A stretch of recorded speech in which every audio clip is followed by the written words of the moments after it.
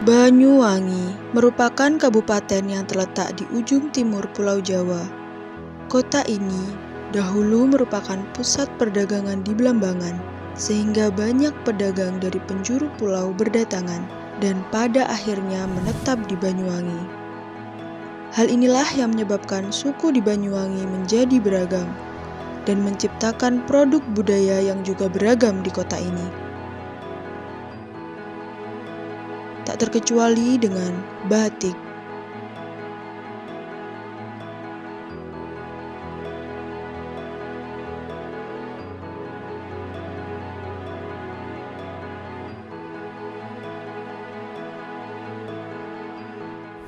Batik Banyuwangi itu pengaruhnya dari begini ya. Jadi pada saat Sultan Agung itu menguasai wilayah Blambangan, ada beberapa pemuda dari sini diajak ke Pleret. Nah, Pleret itu sebagai pusat batik sebenarnya waktu itu. Itulah yang mempengaruhi batik-batik yang ada di Banyuwangi itu sampai sekarang. Batik menjadi satu pakaian yang sangat istimewa, itu orang-orang tertentu, biasanya orang-orang yang mempunyai kedudukan atau jabatan. Arti batik itu sebenarnya jadi ada satu kain, kemudian ada perintangnya. Misalnya kalau sekarang lilin, kalau dulu sebelum lilin konon katanya dari beras ketan. Kemudian kain putih tadi ketika dicelup ada warna, kemudian dibersihkan perintangnya, maka yang perintang tadi menjadi putih. Itu namanya batik. Sesuatu yang dibuat itu biasanya menggambarkan pengalaman hidupnya, atau mereka melihat apa yang ada di alam, sehingga terciptakanlah motif batik itu. Dalam penciptaannya batik Banyuwangi itu pengaruh dari Mataraman, bentuknya maupun fungsinya. Jadi banyak batik-batik yang mempunyai makna, kemudian ada kemiripan motifnya. Salah satu contoh batik keratonan yang sangat terkenal itu dan liris. Dan liris itu sederhana sebenarnya, awalnya dari garis-garis seperti itu karena itu gerimis. Makna daripada itu adalah kesuburan, ketabahan, selalu optimis untuk menghadapi kehidupan. Itu sebabnya liris yang bentuknya garis diagonal itu pemakaiannya itu hanya khusus digunakan oleh kerabat keraton saja. Biasanya digunakan untuk menyambut kelahiran. Fungsi daripada liris yang di Mataraman tadi untuk menyambut kelahiran bayi. Kemudian muncul motif yang ada di masyarakat Osing, namanya water kesit. Bentuknya hampir sama seperti liris ini, jadi dibuat diagonal yang mempunyai makna untuk gendong bayi supaya anaknya cerdas, pinter, kuat gesit. Contoh yang lain misalnya motif truntum. Truntum itu artinya cinta yang tumbuh. Ini kan berawal dari seorang permaisuri yang rindu akan kasih sayang. Ini digunakan biasanya untuk lamaran itu ya, supaya tumbuh dari dua calon mempelai itu cinta yang murni. Kalau tadi saya menyatakan truntum itu digunakan untuk lamaran supaya menumbuhkan rasa cinta. Ini yang ada di Banyuwangi ada namanya kangkung stingkes. Kangkung stingkes sendiri itu sebenarnya pengaruh dari buket, dari bunga yang diikat begitu, tetapi ini dari kangkung yang sama-sama diikat, menyatukan dua hati menjadi satu. Itu sebabnya mengapa kangkung stingkes biasanya digunakan untuk lamaran atau peningset, untuk menyatakan supaya dua orang ini mengikat menjadi satu.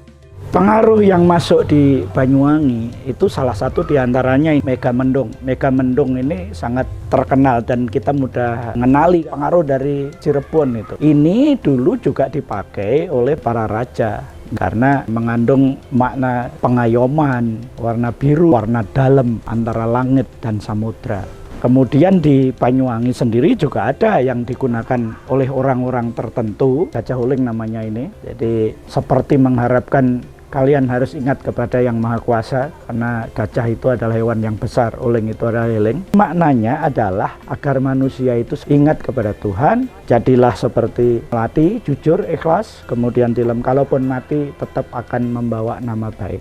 Jadi dengan apa yang saya sampaikan, ternyata batik saling berpengaruh. Batik Jawa berpengaruh pada batik Osing. Yang saya tunjukkan tadi itu adalah sebagian kecil saja. Masih banyak lagi. Dan semuanya mempunyai harapan, makna yang semuanya baik untuk menempuh kehidupan yang lebih sempurna. Yang menarik bagi saya adalah ada beberapa motif tadi. Baik itu dari Cirebonan, Jawa Barat, kemudian dari Jawa Tengah, kemudian dipadukan dengan motif-motif yang ada di Banyuwangi. Menjadi sangat artistik, dekoratif, dan menarik. Itu yang diciptakan oleh Batik Yoko.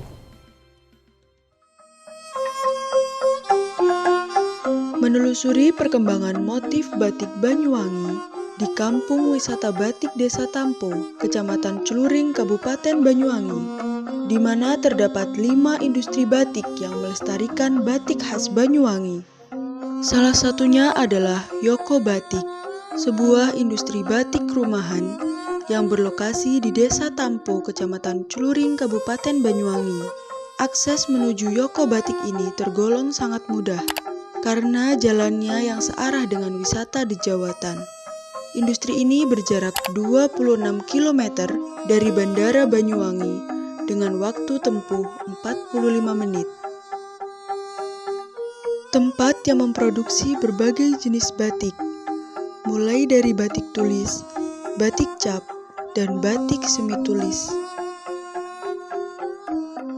Tahun 2015 saya mendirikan usaha batik dalam rangka selain perjalanan ekonomi juga untuk melestarikan pelestarian budaya Banyuwangi. Berawal dari tahun 2001 ya, saya bekerja di salah satu industri batik juga di Banyuwangi.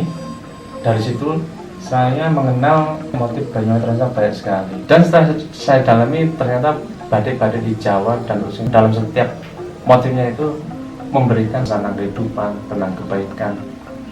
Maka dari itu saya gabungkan motif dari Jawa dan motif Osing.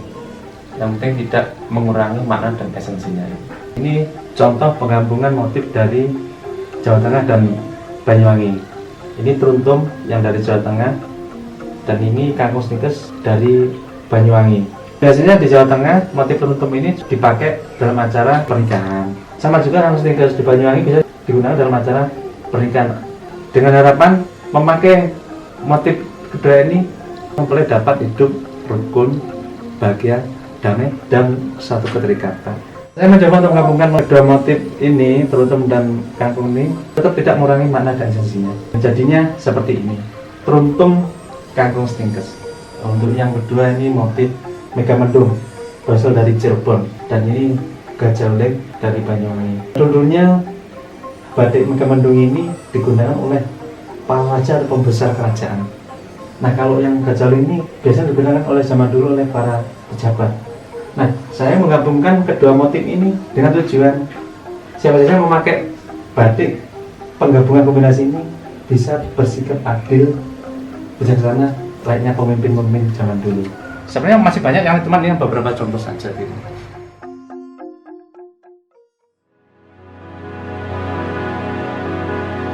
Setiap guratan, garis, dan titik menjadi kreasi tanpa batas yang menghasilkan estetika bernilai seni. Harga yang ditawarkan di Yoko Batik juga relatif murah, yakni mulai dari 90.000 untuk batik cap, 300.000 untuk batik tulis biasa, dan bisa mencapai jutaan untuk batik tulis berbahan sutra. Proses yang membutuhkan kesabaran, ketelitian, dan dedikasi tinggi, menghasilkan kombinasi motif dan warna yang tetap menjaga ciri khas batik Banyuwangi dengan makna yang baik, serta mampu menjadi produk fashion yang berkualitas. Penggabungan batik-batik yang sudah masa kini bisa dibikin fashion untuk di kantor, untuk sehari-hari. Fashion Week yang semacam itu yang kekaryaannya sudah mengangkat ke nasional atau internasional atau mendunia. Setiap kekaryaan batik punya kekhasan masing-masing. Antaranya begini, batik yang dikaryakan oleh pendesain-pendesain yang sekarang sudah menatakan suatu kekaryaannya, tata penggarapan agar supaya batik ini ada suatu kekhasan. Kalau kita melihat batiknya itu akan berjalan memanjang. panjang. Berdirinya pembak batik ini dalam keadaan tegak berdiri, otomatis mau mendesain baju untuk laki-laki bisa elegan. Ini tidak ini yang dipakai, tapi yang di sini. Jadi bentuknya sudah semacam ini. Jadi kelihatan. Nah, sudah semacam itu. Baru kita di lengan bisa mengambil pola yang ada di sini jadi kelihatan cakep. Sisanya itu kita ambil kanan kirinya diambil untuk di punggung. Yang ini juga begitu, yang semacam ini agar supaya kelihatan ramping. Karena di sini ada kosong. Jadi lengannya juga begitu. Kita ambil salah satu di antara potongan ini. Di sini kita ambil sekat yang pendek-pendek ini bisa untuk pinggiran lengan, bisa untuk pinggiran bawah agar supaya si pemakainya itu kelihatan agak tinggi. Warna-warna semacam ini cocok sekali untuk pemakainya seseorang perempuan. Jadi makna dari suatu penggarapan per penggarapan ini itu kelak akan menjadikan suatu kekaryaan yang terbaru, yang mana anak-anak muda akan mengenakan kostum atau batik yang ada di wilayahnya masing-masing, akan menjadikan suatu fashion yang berkualitas. Batik sebagai warisan budaya Indonesia menjadi hal yang harus terus dilestarikan. Mari kita kenali dan pakai batik Indonesia, bergaya dengan tetap berbudaya, bangga memakai produk anak bangsa.